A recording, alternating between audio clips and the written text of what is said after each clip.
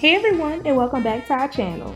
If you're a customer here to learn about how to use our products, welcome and thank you for your purchase. If you're here to learn tips and tricks on authentic New Orleans cuisine, well, you're in the right place. So let's get started. Here we have about 2 pounds of fresh Gulf shrimp. We have already cleaned and deveined the shrimp, and it's also been butterflied. I believe butterflying the shrimp gives it a little bit more personality. We'll be using one of our top selling batters, Down by the Bayou. But if you like a little extra kick, I recommend using Flambeau instead. The steps are exactly the same. Place your clean shrimp into a mixing bowl. Now people like to use different types of binding agents to help the batter stick, such as buttermilk or egg wash, but we prefer good old-fashioned yellow mustard, but you can use whatever you like. Just pour a generous amount into the bowl to coat the shrimp, and then just mix it all together. Do y'all remember these purple gloves in the last video? As promised, purple gloves will be worn, at least for now, in honor of Mardi Gras getting canceled this year. We are still very sad about it. But by the way, if you choose to wear gloves at home, make sure you have several pairs. I know these clips seem to be simultaneous thanks to editing, but we actually change out the gloves after every clip depending on what we touch.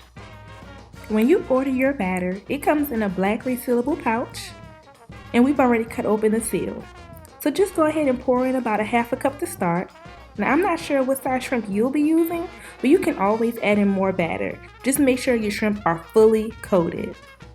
Just mix together with a pair of tongs, just like this. And this is how your shrimp should look when it is completely coated. While we let our batter rest on the shrimp, let's get our fire started and heat up some oil. While our oil is heating up, let's prepare our French bread.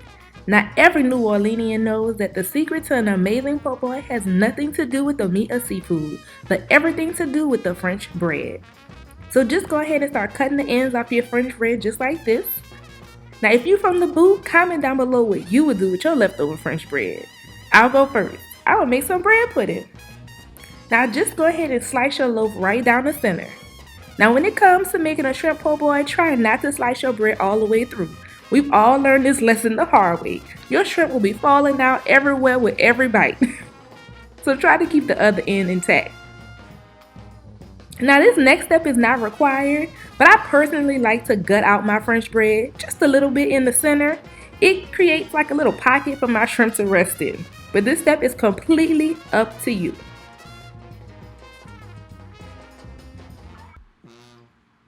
Now this is how your bread should look if you decide to gut yours out too.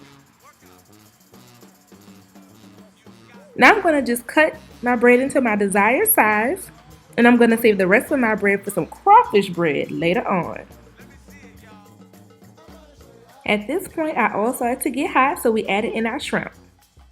Look at that. That is how your shrimp should look.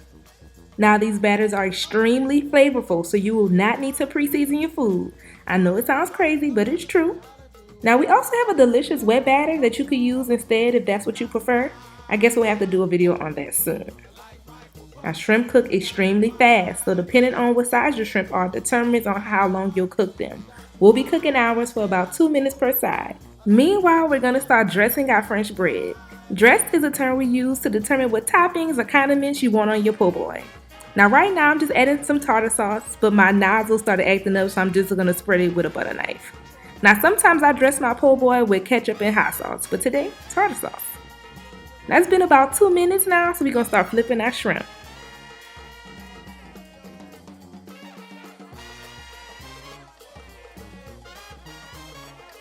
Our shrimp are almost ready, so I have my resting rack here with a napkin underneath so it can catch all the oil. Make sure all the oil drains from your shrimp. You do not want your po' boy to be soggy. Y'all, this shrimp is so delicious. I already snuck a bite, but this is how your shrimp should look when it is done frying. Now it's time to start building your po' boy. So just put a bed of lettuce directly onto your bread and just start putting your shrimp directly onto the lettuce. Now the lettuce creates a barrier between the shrimp and the tartar sauce to ensure that your batter does not get soggy. And then just add your tomatoes right on top. There you have it, ladies and gentlemen, an authentic New Orleans shrimp po' boy. Now make sure to like, comment, and subscribe, and to purchase our batters, go to southernfriedkings.com, and the link is in the description box for your convenience. And we hope to see you in the next video. Laissez le bon temps rouler.